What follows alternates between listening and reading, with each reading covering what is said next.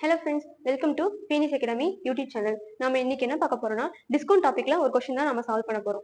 இந்த क्वेश्चनல என்ன சொல்லிருக்காங்கன்னா, இப்போ என்கிட்ட ஒரு ப்ராடக்ட் இருக்குன்னு வெச்சுக்கோ. அந்த ப்ராடக்ட்டோட ஒரிஜினல் காஸ்ட்ல இருந்து நாம் சம் பர்சன்டேஜ் வந்து இன்க்ரீஸ் பண்ணி 10% டிஸ்கவுண்ட் கொடுத்து அந்த ப்ராடக்ட்டை நான் சேல் பண்றேன். அப்படி சேல் பண்ணும்போது எனக்கு 8% வந்து ப்ராஃபிட் கிடைக்குதுன்னு சொல்றாங்க. சோ அப்படி இருந்ததுன்னா அந்த ப்ராடக்ட்டோட மார்க்கெட் பிரைஸ் என்ன அப்படிங்கறத நம்ம இங்க ஃபைண்ட் அவுட் பண்ண சொல்றாங்க.